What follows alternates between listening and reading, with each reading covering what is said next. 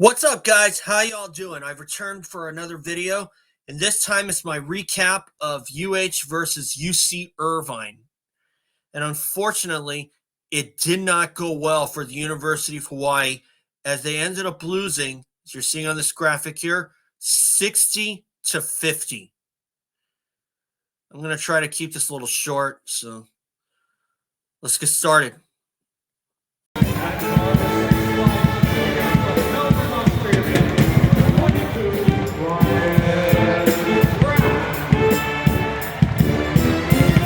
All right, I've already given you the score, and I apologize, guys, because I missed the jump ball this time, so you're seeing something a little different as the opener. So anyway, I'm going to put up my banner right here. As I said, UH lost to Irvine, and this is why. The University of Hawaii has been subjecting themselves to being victims of early runs by their opponents. And when that happens, the Bows have to play catch up. And more oftentimes than not, they end up on the losing end of the deal. And I got to tell you, this is really becoming such a frustrating part. And during the presser, Juan Munoz, he had 9 points. He was saying that they kind of shot themselves in the foot by not playing for themselves. And I would agree there, because the fact that they played kind of flat right away is really hurting them badly. And if they're going to get some wins, they need to come out with fire and not subject themselves to being victimized by an early run by their opponents, because Georgia Tech, they got out to an early lead, and UH came back in the second half to eventually take the lead, erasing a 21-point gap. And since then, that's been the story. I mean, I just can't put my finger on it. I've been running out of things to say about this team, because any hope that I had from non-conference play is being squashed right away yet again. It's really, really frustrating, not only as a fan, but as someone from the media. It's also really frustrating as a fan deep down to see the team struggle like this.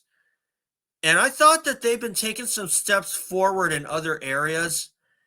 And for starters, they had 11 turnovers, 8 after the first half, compared to the last one where they had 16. They had 8 in the first half, only 3 in the second half. But unfortunately, Irvine did even better with 6 for the game. They had 1 turnover after the first half, and then had 5 in the second half.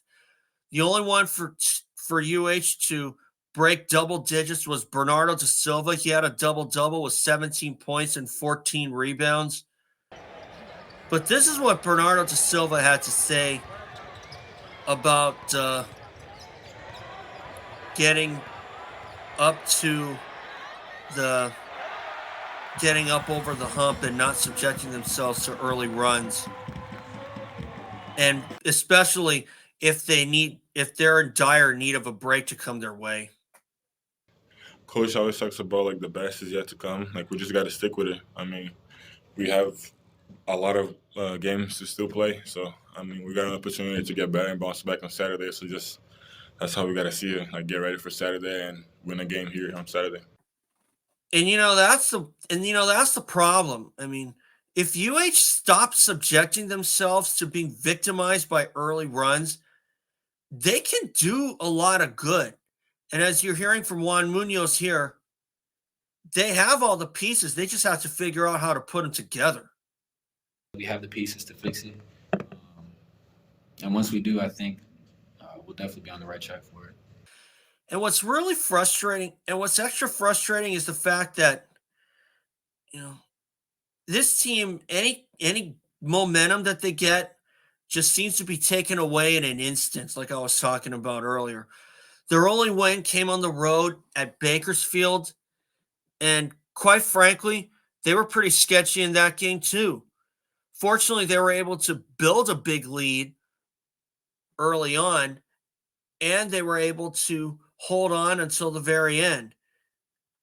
And they had a big enough lead to be able to, and they were to be able to come through with the win.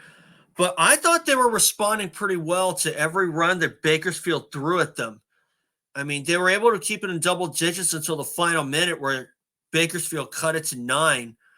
But even then, UH was still pretty solid off and on. But they got to figure out how to play their opponents for 40 minutes instead of 20. And to add insult to injury, head coach Aron Ganat got zapped with a technical foul, which did not help the team one bit. The only thing it did was just provide a spark for them. But this is what Ganat had to say about, when I made my last video about Tom Beattie doing what Cody Williams did last season. Here's what Ganat had to say about that. Yeah, I think Tom's got a bright future, and we went to that group that was making a run for us, and Ryan was giving us a lift. I think there's some bright spots. I thought Cody, Ryan, Bernardo, those are all bright spots. Justin had to play a lot because the way our bench was playing. Of course, Tom Beattie, pretty quiet game for him. He had only 2 points. They just basically this layup at the buzzer.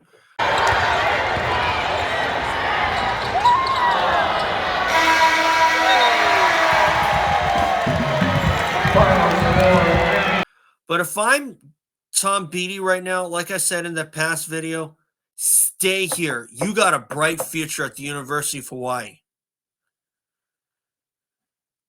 And we would be crazy, and you would be crazy to depart and play and not play all 4 years here. Unless it was probably just to play professionally like Isaac Fotu did when he was here. And we've had some good luck with New Zealand players, Isaac Fotu most notably. I can't remember if there was another New Zealand player before that. I don't think there was. But still, right now, the biggest problem is how UH is going to fix this. Because obviously, the problems are adding up.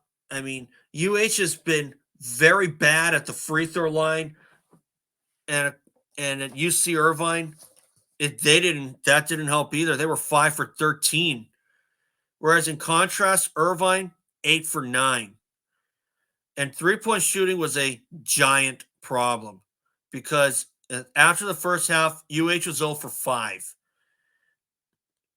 Second half, they were 3 for 12.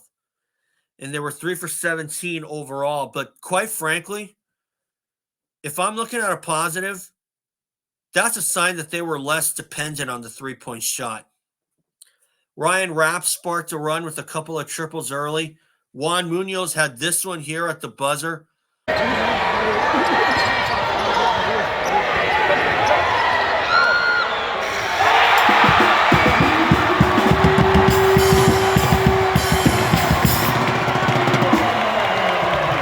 But unfortunately, UH ran into yet another problem because in the final 9 minutes, UH was held to just 2 made field goals after cutting the gap to 3. Because after that, Irvine scored 12 to eventually pull away. And the problem is they have an execution problem. But what's really hurting them is the fact that they don't seem to have a versatile player like they had Jerome DeRosier a couple seasons ago. And if there's another guy on the roster that is going to be that clutch player team, they better find him fast. I mean, I know there's 16 more games to go, but still. You're 1-3 right now in 6th place in conference, and you were picked for 3rd. they better think of something fast, like I said. And I think that starts with just executing and going to the hoop. I've said this before, but they need to start committing drive-in layups a lot more often. And I thought they took a step forward in being less dependent on the three-point shot, but still, the problems are still adding up. So, as I said in my last video, I have predicted UH as 2-point favorites for UC Riverside.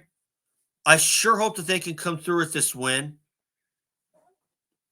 It's been a while since UH actually won at the Stan Sheriff Center against UC Riverside, so hopefully we can do that. So they have Zion pulling, and obviously that's going to be a big problem. And hopefully that they can hold him down as well as the rest of their roster. So anyway, guys, that's all for today. I'll see you all for that recap video. You will see some more shots there from the Irvine game and, of course, from UC Riverside before UH heads on the road. So for now, thanks for watching, and I'll see you all for the next video. Thanks, guys. And remember, subscribe. That's how my channel grows. And I want to be able to keep my monetization status, and I'll see you all for the next video.